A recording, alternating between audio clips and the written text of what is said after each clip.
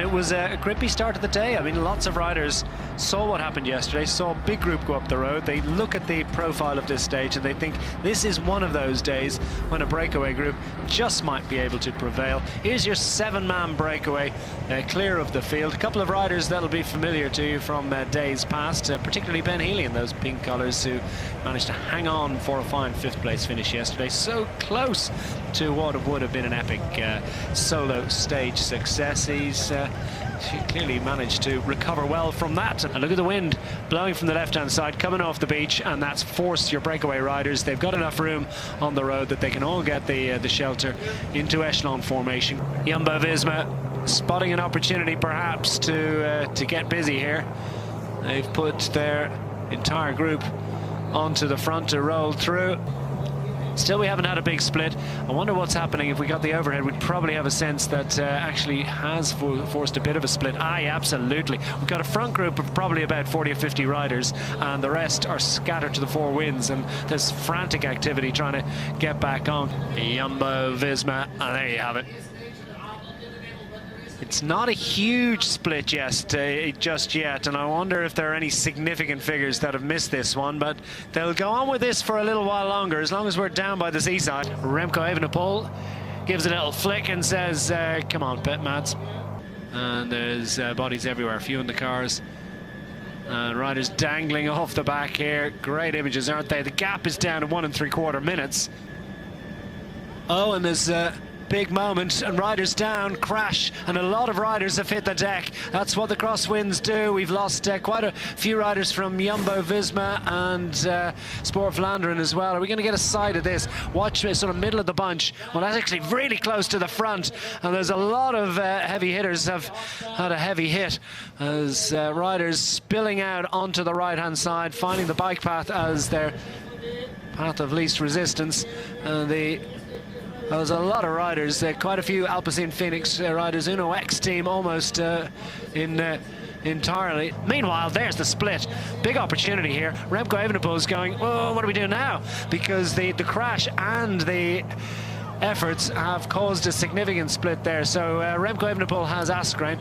Luke Rowe is there to assist with Theo Gegenhardt, Luke Plapp, and the entire Ineos Grenadiers team seems to have made that one. There's another group, Group 2, which is dangling at a distance of probably about 10 seconds. Now Group 3 further 10 or 15 removed from that, and we can see 4 groups almost in the same helicopter shot.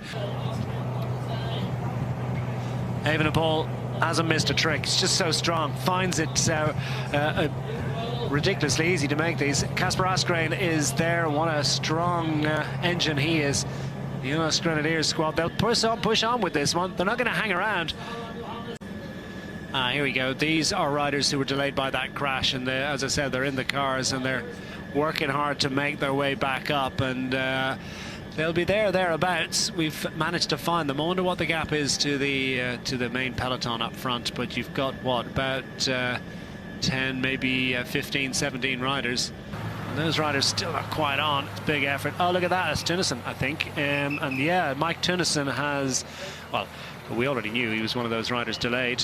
And you can see just how his shorts have been shredded by a little visit to the tarmac. I wonder how gingerly he's feeling. I mean, he'll shrug it off. Won't even be thinking about it right now. Meanwhile, the breakaway group heading towards the finish line. They're back into the centre of Stavanger. Luke Rowe makes his way up towards the head of affairs. Theo Gegenhardt thereabouts as well.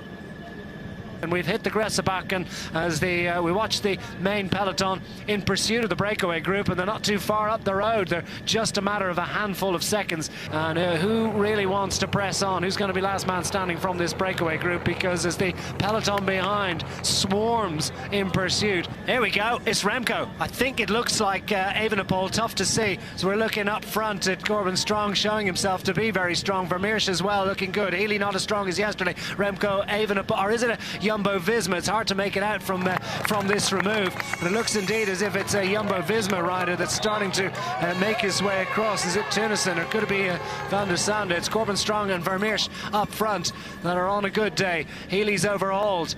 as Mads Pedersen maintains prime position, second in line. Still two riders from the early break dangling off the front, as the Ineos Grenadiers led main peloton has been whittled down to a group of no more than 40 riders, but still another maybe 10 or 15 that might be able to make their way back in.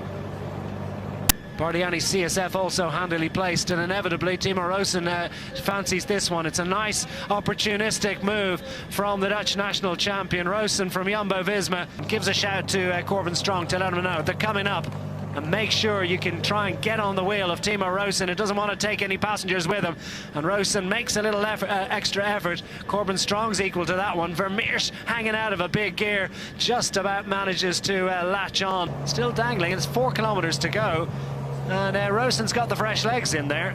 Corbin Strong still alive to the possibilities, as Gianni Vermeersch of the Alpecin Phoenix squad wants to stretch it thin and go for glory. Alpecin Phoenix, with not too much in the way of sprint opportunity, had to be for the break today. He had just that one last match to burn, and he's used it up, and Timo Rosen is going to be swamped and overhauled. Corbin Strong has also been retained. Here comes Remco Evenepoel up to lead out his man Ethan Vernon as they muscle their way down towards the closing stages and racing into the port area. A little bit of an arm wrestle as Mads Pedersen wrestles and pushes and muscles the great man Alexander Kristoff off the wheel of Ethan Vernon. Everyone wants that one. Here comes Fiorelli to try and take position as Alexander Kristoff finds himself in the wind. He's going for glory. Here comes Kristoff as he launches first. Ethan Vernon is swamped out of it. Pedersen's not going to get there. Alexander Kristoff wants this one. Kristoff to the line. Kristoff's not going to be denied. He nods his head as if to say at last, he's taken the win. He's given the crowd what they wanted. Let's get a look at this again. The final 100 meters, all done and dusted at this point. He found the right wheel, and he timed his run to perfection. And there was nothing that Ethan Vernon, nor indeed Mads Pedersen, could do about that one. Not sure what Vernon's complaint was there. Powerful display. Alexander Kristoff repeats the victories of 2014 and 2016 here as he gets the win ahead of Ethan Vernon. Mads Pedersen in third place. Keilik for the Alpecin Phoenix squad. Fiorelli, Rosen, Tönnissen, Bergmuts, Nicholas Merkel and Martin Budding managing to make it into the top 10 for the Rival squad, but no doubting the man that got the win, it was all about Kristoff. Alexander Kristoff, congratulations with the win here on your home soil in Stavanger. How does that feel? It's really nice to win in the home city. I passed almost my home today, and yeah, I won this sprint sometimes before, but I remember last year I lost, so I'm happy to take it again this year. Tell us about the fight towards the finish line. Yeah, it was hard. You know, you need to start with a tailwind sprint like this in a good position, so to get the best wheel was a bit fight between me and Mats, but yeah, we were a little bit side by side, and also when we opened the sprint it was a bit fighting, but at the end I was the strongest in the sprint today, so I'm very happy. Congrats. Thanks. And there's the situation on general classification. No change overall in the top three. Remco Evenepoel successfully negotiates the final stage to maintain his advantage of almost a minute over Jay Vine. Lucas Plapp, fine third place finish.